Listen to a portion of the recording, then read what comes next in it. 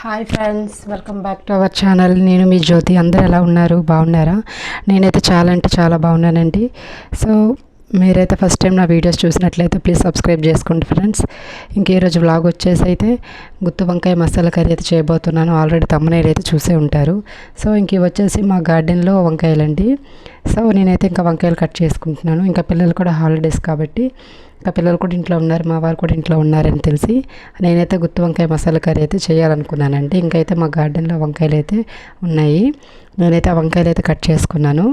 Cut చేసుకొని ఇంకెక్కడెక్కడ ఉన్నాయని చూసి వెతుక్కుంటున్నానండి వంకాయలన్నీ.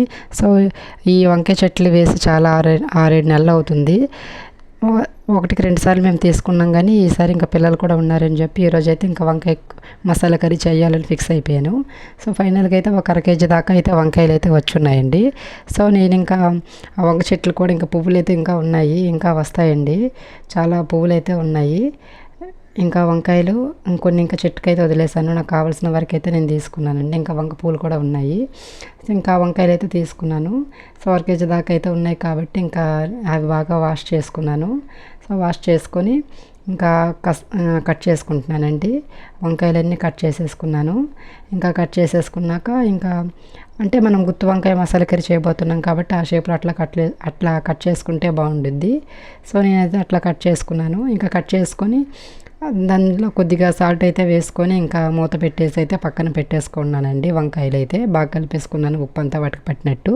సో నేనైతే ఇంకా పక్కన పెట్టేసుకున్నాను. ఇంకా అయితే గుత్తి వంకాయ మసాలా కర్రీకి అయితే మసాలాలు అవసరం కాబట్టి ముందుగా అయితే ప్యాన్ పెట్టుకున్నానండి. ప్యాన్ పెట్టుకొని ఇంకా అందులో కొద్దిగా పల్లీలు వేసుకున్నాను, కొద్దిగా ధనియాలు, అలాగే కొద్దిగా మెంతులు, కొద్దిగా నువ్వులు అన్నీ అయితే వేసుకొని డ్రై చేసుకుంటున్నాను. సో కొందరైతే ఇంకా ఆయిల్ వేసి అయితే కొందరు కొద్దిగా నెయ్యి అయితే వేసుకొని ఆయిల్లో అట్లా బాగా హీట్ చేసుకుంటారండి. నేను అట్లా చేసుకోవట్లేదు. నేను నార్మల్గానే డ్రై చేసుకుంటున్నాను మసాలాలన్నీ. సో అందులో మెంతులు, ఎండు కొబ్బరి అట్లాగా వేసుకోవచ్చు. సో నేనైతే ఇప్పుడు ప్రజెంట్ నువ్వులు వేసాను. సో నేనైతే ఇంకా బాగా కలిపేసుకుంటున్నానండి. కొద్దిగా అంత మాడిపోకుండా కాస్త గోరువెచ్చగా అయితే పెట్టుకున్నాను. ఇంకా మసాలాలన్నీ కాస్త చల్లారినాకైతే మిక్సీ అయితే వేసుకున్నానండి. కొద్దిగా పొడిగా అయితే వచ్చింది. అందులోనే ఇంకా పొడిగా ఉంది కాబట్టి నేను అందులోనే కాస్త ఉల్లిపాయలు, టమాటో అయితే వేసాను. ఇంకా కొద్దిగా వెల్లుల్లి, ఎండు కొబ్బరి అయితే వేస్తున్నానండి అందులో. సో కాస్త కచ్చా పచ్చగా అయితే లేకుండా కొద్దిగా బాగా గ్రైండ్ చేసుకోవాలి, ఎందుకంటే మసాలా కర్రీ కాబట్టి. సో నేను ఇంకా ఫైనల్గా అయితే మసాలా అయితే రెడీ అయిపోయిందండి. సో నేనైతే ఒక ముందుగా మళ్ళీ వేరే ప్యాన్ తీసుకొని అయితే అందులో 4 స్పూన్ల దాకా అయితే ఆయిల్ అయితే వేసుకున్నానండి. సో ఇంకా ఆయిల్ వేసుకుంటున్నాను. ఇంకా వేసేసుకున్నాక ముందుగా అయితే మనము కట్ చేసి పెట్టుకున్నాం కదండి వంకాయలు, దాన్ని వాటర్లో వేసుకోవాలి. ఇంకా ఉప్పు సరిపడంత వేసుకోవాలి అందులో ఏమైనా ఇంకా కాస్త ఏమైనా ఉంటే, అంటే ఎక్కువసేపు ఉంటే కాస్త వాడిపోతాయి అని చెప్పి కాస్త ఫ్రెష్గా ఉప్పు వేసుకుంటారు కదండి. సో నేను కూడా ఇంకా వంకాయలు కాస్త ఉప్పు వేసుకొని పక్కన పెట్టేసుకున్నాను. ఇంకా ఆయిల్ హీట్ అయినాకైతే నేను వంకాయలు అయితే అందులో వేసుకుంటున్నానండి. సో ఫైనల్గా అయితే వంకాయలు అయితే వేసేసుకున్నాను ఆయిల్లో. సో నేను ఇంకా దాన్ని కలిపేసుకుంటున్నాను. కలిపేసుకొని ఇంకా పక్కనైతే ఇంకా మూత అయితే పెట్టేసుకుంటున్నానండి. ఆయిల్ అంతా వంకాయలకి పట్టేటట్టు నేను బాగా కలుపుకుంటున్నాను కిందకి. సో ఇంకా కింద అయితే అడుగు మాడకుండా అన్నీ ఒక దగ్గర పెట్టుకొని మూత అయితే పెట్టేసుకుంటున్నానండి గుత్తి వంకాయలకి. ఇంకైతే నేను ఇంకా తీసేసుకున్నాను. సో పావుగంట వరకు అయితే కాసేపు ఉంచాను, ఆయిల్ అంతా ఆ వంకాయలకి పట్టినట్టు. సో ఇంకా వంకాయలు అయితే వేగినాయండి. పక్కన ఒక ప్లేట్లో అయితే నేను తీసేసుకుంటున్నాను వంకాయలన్నీ. సో ఇంకా అదే బాండీలో అయితే నేను మసాలాకి కావాల్సిన కాస్త గసగసాలు, ఉల్లిపాయ, బిర్యానీ ఆకులు, కొన్ని దాల్చిన చెక్కలు అయితే నేను ముందుగా అయితే వేసుకున్నానండి. సో అందులో ఆనియన్ కూడా వేసుకున్నాను.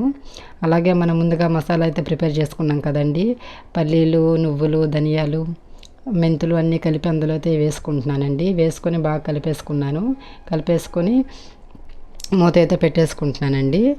అది బాగా ఆయిల్లో వీటెక్కాలి కాబట్టి కాస్త ఇదిగా ఉంటుంది కాబట్టి. సో నేనైతే బాగా కలిపేసుకొని అయితే ఇంకా పెట్టేసుకున్నాను మూత అయితే.